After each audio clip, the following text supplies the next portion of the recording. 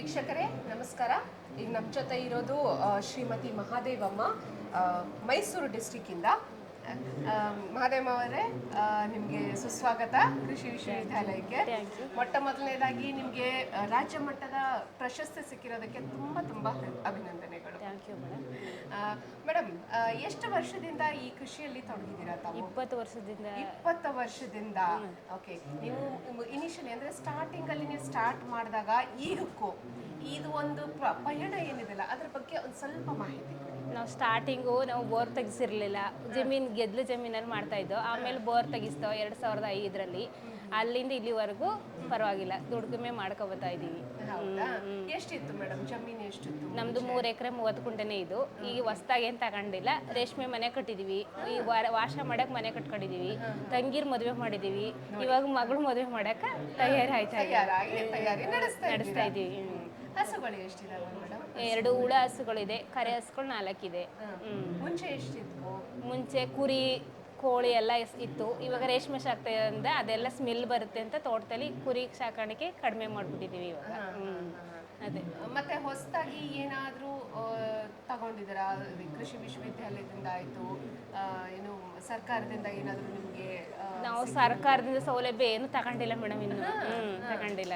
ನಾವು ದುಡಿಮೆಯಿಂದ ದುಡ್ದು ನಮ್ಮ ಸ್ವಂತದಿಂದ ನಾವು ಮಾಡ್ತಾ ಇರೋದು ಇವಾಗ. ಈಗ ನಿಮಗೆ ಮಾಹಿತಿ ಎಲ್ಲ ಎಲ್ಲಿಂದ ತಗೋತಾ ಇದ್ದೀರಾ ನೀವು ಈಗ ಕೃಷಿ ಮಾಡಕ್ಕೆ, ಅಥವಾ ಏನಾದರೂ? ಪಾಸ್ ಅವರು ನಮ್ಗೆ ಮಾಹಿತಿ ಕೊಡ್ತಾರೆ. ನಾಗನಹಳ್ಳಿ ಇಲ್ಲಿಂದ ನಮ್ಗೆ ಮಾಹಿತಿ ಕೊಡ್ತಾ ಇದ್ದಾರೆ. ಹೌದಾ? ಓಕೆ. ಈಗ ಮುಂದೆ ಮತ್ತೆ ಇನ್ನೇನಾದ್ರೂ ಪ್ಲಾನ್ಸ್ ಇದೆನಾ ನಿಮ್ದು? ಏನೇನ್ ಮಾಡ್ಬೇಕು? ಈಗ ನಾವು ಮತ್ತೆ ಲೆಮನ್ ಗ್ರಾಸ್ ಹಾಕಿದೀವಿ, ರೇಷ್ಮೆ ಹಾಕಿದೀವಿ, ಮತ್ತೆ ಅಲಸಂದೆ, ಜೋಳ, ಭತ್ತ ಎಲ್ಲ ಹಾಕಿದೀವಿ ಇವಾಗ.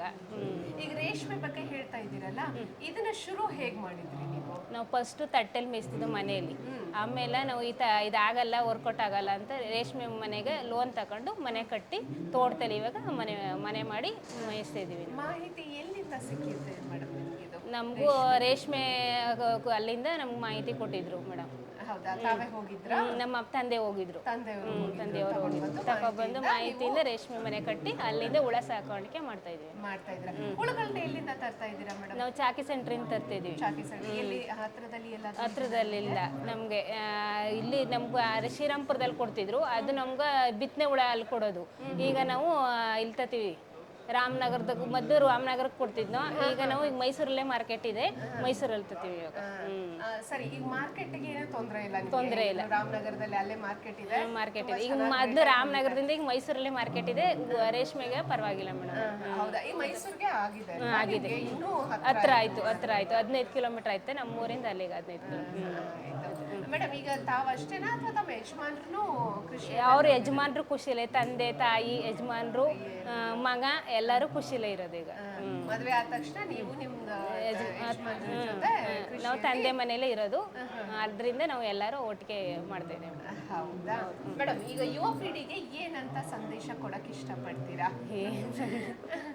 ಅಲ್ಲ, ಇರುತ್ತಲ್ಲ, ಈಗ ನಿಮ್ಗೂ ಮಕ್ಳಿದ್ದಾರೆ, ಸೊ ಈ ಕೃಷಿಯಲ್ಲಿ ಇಷ್ಟೊಂದು ಲಾಭ ಎಲ್ಲ ಬರ್ತಾ ಇದೆ, ಆದ್ರೂ ನಿಮ್ ಮಕ್ಕಳನ್ನ ನೀವು IT ಸೆಕ್ಟರ್ಗೆ ಅಂದ್ರೆ ಇಂಜಿನಿಯರಿಂಗ್ ಮಾಡಿಸ್ಬೇಕು. ಇಂಜಿನಿಯರಿಂಗ್ ಏನ್ ಮಾಡ್ತಾ ಇಲ್ಲ, ಅವನು ಡಿಗ್ರಿ ಮಾಡ್ತಾ ಇದ್ದಾನೆ ಮಗ. ಅವನು ಅದು ಮುಗಿದ್ಮೇಲೆ ನಾವು ಅವನು ವ್ಯವಸಾಯಕ್ಕೆ ತಗೊಳ್ಳೋಣ ಅಂತ ಅನ್ಕೊಂಡಿದೀವಿ. ಅಲ್ಲೇ ಇದೆ ನೋಡಿ.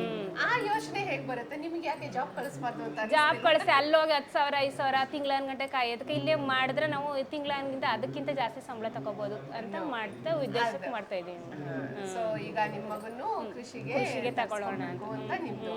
ಈಗ ನಿಮ್ಮನ್ನ ನೋಡಿ ಯಾರಾದ್ರೂ ಮತ್ತೆ ಹೆಣ್ಮಕ್ಳು ಏನಾದ್ರೂ ಕೃಷಿಗೆ ಬರ್ಲಿ ಅಂತಾನೆ ಉದ್ದೇಶಕ್ಕೆ ಈ ತರ ಮಾಡ್ತಾ ಇದೀವಿ ಮೇಡಮ್. ಈಗ ಕೆಲವರು ಎಲ್ಲ ಜಾಬ್ಗೆ ಹೋಯ್ತಾರೆ, ಯಾರು ಮಾಡಲ್ಲ. ನಾವು ರೈತರು ಆಗಿ ನಾವು ಮಾಡ್ಬೇಕು, ಹೆಣ್ಮಕ್ಳು ದುಡಿದ್ರೇನೆ ಹೊಲದಲ್ಲಿ ಚಂದ ಅಂತ ಮಾಡ್ತಾ ಇದೀವಿ ಮೇಡಮ್. ಒಳ್ಳೇದು ಮೇಡಮ್. ನೀವು ಪುರಸ್ಕಾರ ತಗೊಂತಿರೋದು ನಮಗೂ ಖುಷಿ. ಇನ್ನು ನಿಮ್ಮನ್ನ ನೋಡಿ ಇನ್ನೂ ಜಾಸ್ತಿ ಬರ್ಲಿ, ಇನ್ನು ಅವಾರ್ಡ್ಸ್ನೆಲ್ಲ ತಗೊಳ್ಳಿ. ಒಳ್ಳೇದಾಗ್ಲಿ ಮೇಡಮ್. ಇಲ್ಲಿ ಬಂದಿದ್ದಕ್ಕೆ ತುಂಬಾ ಧನ್ಯವಾದ. Thank you madam. Thank you.